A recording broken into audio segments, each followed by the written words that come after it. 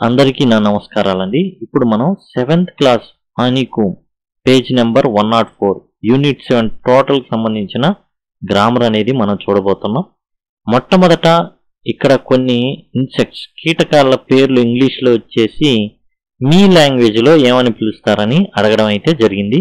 Subject ఏదైతే lessons ఉన్నాయో వాటికి సంబంధించిన టోటల్ ప్లేలిస్ట్ అనేది మీకు డిస్క్రిప్షన్లో ఇవ్వడం జరిగింది. అట్లానే పీడిఎఫ్ మీరు పర్చేజ్ చేయాలనుకుంటే దానికి సంబంధించి కూడా మీకు లింక్ అనేది ఇవ్వడం అనేది జరిగింది.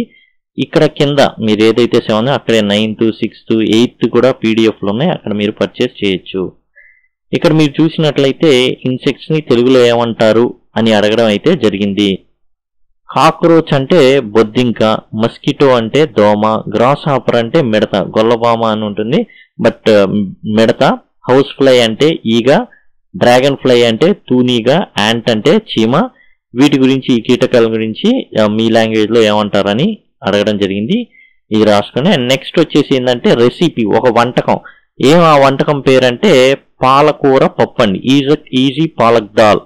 ఇది దానికి సంబంధించి కొన్ని ష్రెడ్ అంటే ముక్కలుగా తరగడం, కుక్కర్ అంటే తెలుసు మనకి కుక్కరే, టైమ్స్ కుక్కర్ అనేది వస్తువు అండి, కుక్ అంటేనేమో మనిషి అవుతాడు, టైమ్స్ అంటే ఎన్నిసార్లు అనేది, టమాటాలు హాఫ్ అంటే సగం, ఆనియన్ అంటే ఉల్లిపాయ, ఆయిల్ అంటే నూనె. ఇక్కడ కొన్ని గ్యాప్స్ వదిలారు, వాటిలో మనం ఫిల్ చేయాల్సి ఉంటుంది. ఇక్కడ మనం చూసుకున్నట్లయితే 1 ఏంటి 1, ఇక్కడ మనం చూసుకున్నది ఏంటంటే 1 కుక్కర్ అని, ఒక కుక్కర్ని తీసుకోండి, అట్లా కాదు, ఒక ఉల్లిపాయని తీసుకోండి, ఒక టొమాటోస్ అని ఉండదు, 2 లేదా 3 టొమాటోలు ఉన్నది. ఇక్కడ 1 కాబట్టి ఇక్కడ మనకి 1 ఆయిల్ అనరు, 1 డ్రాప్ ఆఫ్ ఆయిల్ అని బహుశా అనవచ్చు. 1 షెడ్ ఒక మొక్క, అది కూడా అనరు, ఎందుకంటే తరగడం అని షెడ్ అంటే.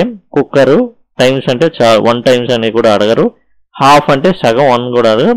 ఇక ఉన్న ఛాన్సెస్ అలా ఏంటంటే ఆనియన్, 1 ఆనియన్ తీసుకోండి, 1 కప్ దాల్ తీసుకోండి, 2 థిన్ గ్రీన్ చిల్లీస్, 2 మంచి చిల్లీస్ అంటే మిరపకాయలు తీసుకోండి, dash teaspoon red chilli powder, ఇక్కడ హాఫ్ ఏ టీ స్పూన్, సగం తీసుకోండి, సగం టీ స్పూన్ అంటామే అది హాఫ్ ఏ టీ స్పూన్. తర్వాత 8 స్మాల్ బంచెస్ ఆఫ్ పాలకూర 8 కట్టలు అనమాట. తర్వాత 2 టొమాటోస్ ఉంది కదా, TOMATOES టొమాటోస్ తీసుకున్నాం. సాల్ట్ టు టేస్ట్, రుచికి టేస్ట్. ఇక్కడ wash and cut the vegetables, ఓకేనా. వెజిటబుల్స్ ఏం చేయాలి, వాష్ చేయాలి, తర్వాత కట్ చేయాలి. పాలక్, ష్రెడ్ ద పాలక్ అంటే ముక్కలుగా చేయడం అన్నమాట ష్రెడ్ అంటే మిగతా వెజిటబుల్స్ ఏదైతే ఆనియన్, టొమాటోస్ వీటిని కట్ చేసాం, ఇప్పుడు పాలక్ని ఏం చేస్తున్నాం, తరుగుతున్నాం. పుట్ ఎవ్రీథింగ్ ఇన్ ప్రెషర్ కుక్కరే కదా, ఇంకేం ఉండదు కదా, ప్రెషర్ కుక్కర్.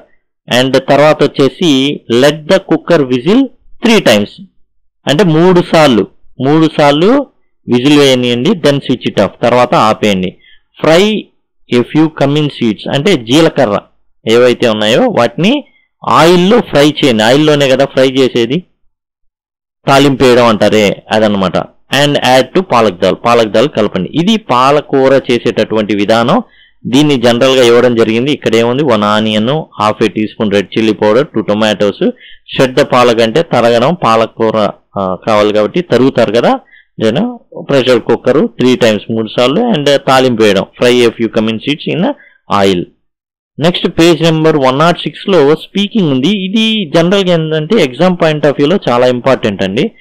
డూ అనే దాన్ని ఎంఫసిస్కి వాడతారు.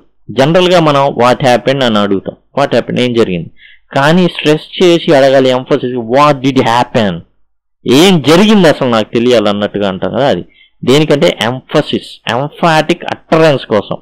దీన్ని ఈ జనరల్గా డిజగ్రీ అవ్వడానికి కూడా వాడతారు అనమాట, డిజగ్రీ చేయడానికి. అంటే ఎడ్ అంటే తెడ్ అంటే, నువ్వు ఇప్పుడు చూడండి, ఐ డిడ్ స్టడీ, నేను చదువుకున్నాను అనేసి, యూ స్టడీడ్, నువ్వు చదువుకున్నావా, ఐ డోంట్ బిలీవ్ యూ, నేను నిన్ను నమ్మను, లుక్ ఎట్ యువర్ మార్క్స్, నీ మార్కులు చూడు, వీడు మాత్రం నేను చదివాను అని చెప్తాడు. ఐ డిడ్ స్టడీ, నేను చదివాను. ఇది అటరెన్స్ అనమాట. అటరెన్స్కి డిడ్ అనేది అట్లా వాడతారు. జనరల్గా ఐ స్టడీడ్ అనాలి, ఐ స్టడీడ్ అది కరెక్ట్. ఐ డిడ్ స్టడీ అంటున్నానంటే నేను చదివానని బల్లగుద్ది చెప్తున్నట్టు. ఐ డిడ్ గో దేర్, నేను వెళ్ళాను అక్కడ. యూ వెంట్ దేర్, నువ్వు వెళ్ళావా. దెన్ వెళ్ళి ఐ డూ ప్లే గేమ్స్, నేను గేమ్స్ ఆడా, నేను గేమ్స్ ఆడతా. ఐ డూ ప్లే గేమ్స్, నేను గేమ్స్ ఆడతా. దీనికి మనం రాయాలి. He does read his books, అతని పుస్తకాలు చదువుతాడు అంటే ఖచ్చితంగా అసలు ఎంఫాటిక్ అనమాట. You do say the most unbelievable things. నువ్వు అసలు నమ్మలేని వాటిని చెప్తావు అంటే స్ట్రెస్, ఎంఫాటిక్ అంటే ఎంఫసిస్ అనమాట, బాగా చెప్పడం. The earth does spin around. భూమి తిరుగుతుంది. తిరుగుతుందా? భూమి తిరగదు అన్నాను. భూమి తిరుగుతుందా అలా అనమాట. We all do want you to come with us. మీరందరూ మాతో రావాలి. ఈ విధంగా అనమాట. ఈ విధంగా యాక్చువల్గా we all want you to come with us అంటే సరిపోతుంది. Who does know how to cook అంటే who knows how to cook అంటే సరిపోతుంది. ఎవరికి వచ్చమ్మా వంట అని గట్టిగా అడగడం అనమాట. I do believe the man ఇది. ఆ మనిషే దొంగ ఖచ్చితంగా చెప్పడం, నేను ఖచ్చితంగా నమ్ముతున్నా అని గట్టిగా చెప్పడం అనమాట.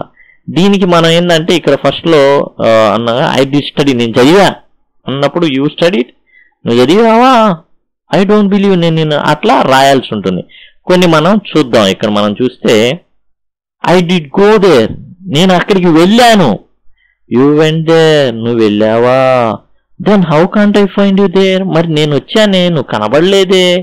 ఐ డూ ప్లే గేమ్స్, నేను గేమ్స్ ఆడతా. యూ ప్లే గేమ్స్, నువ్వు ఏంటి ఆడతావు ఆటలో. Then why don't you participate, ఎందుకు పార్టిసిపేట్ చేయవు మరి. He does read his books, అతను పుస్తకాలు చదువుతాడు. హీ రీడ్స్ హిస్ బుక్స్, అతని పుస్తకాలు చదువుతాడా. But he can't answer the questions correctly, కానీ దేనికి చెప్పడింది answer. You say the most unbelievable things. You do say, జనరల్గా యూ సే అనొచ్చు, ఇక్కడ హీ రీడ్స్ అనొచ్చు, ఇక్కడ ఐ ప్లే గేమ్స్ అనొచ్చు, ఐ వెంట్ దేర్ అనొచ్చు. కానీ డిడ్ అనేది ఎందుకు ఆ విధంగా వాడారు అంటే ఎంఫసిస్ కోసం. ద ఎర్త్ స్పిన్స్ అరౌండ్ అనొచ్చు, డస్ ప్లస్ స్పిన్ స్పిన్స్ అవుతుంది, డస్ బయటికి తీశారు. ద ఎర్త్ స్పిన్స్ అరౌండ్ ఏంటి, భూమి తిరుగుతుందా. How can you be so sure, నీకెలా తెలుసు అంత ఖచ్చితంగా. We all do want you to come with us. యాక్చువల్గా we all want you, do plus want want అయిపోతుంది. కానీ ఎందుకు డూ బయట పెట్టారంటే ఎంఫసిస్ కోసం. You want me to come with you, నీతో రావాలనుకుంటున్నావా. Then why didn't you call me earlier, మరి ముందే పిలవచ్చుగా, ఎందుకు పిలవలేదు. Who does know how to cook, ఎవరికి వచ్చమ్మా వంట వండడం. ఐ డు నాట్, నాకు రాదు. But I think my sister knows how to cook. ఇక్కడ who knows how to cook అనొచ్చు, బట్ డస్ ప్లస్ నోస్ అవుతుంది. అయితే ఎంఫసిస్ కోసం I do believe that man is a thief, ఆ మనిషి దొంగ అని గట్టిగా చెప్పడం అన్నమాట. You believe that man is a thief, ఏంటి ఆ మనిషి దొంగ అని అంటున్నావా, నమ్ముతున్నావా. What makes you think so, ఎందుకు ఆ విధంగా ఆలోచిస్తున్నావు. ఇదండి టోటల్గా. అండ్ మీకు ప్లేలిస్ట్ అవన్నీ కూడా డిస్క్రిప్షన్లో ఉన్నాయి. ఏదైతే సప్లిమెంటరీ రీడర్ అవన్నీ కూడా మీకు అందుబాటులో ఉంటాయి డిస్క్రిప్షన్లో, దయచేసి గమనించండి. Thank you, thanks a lot.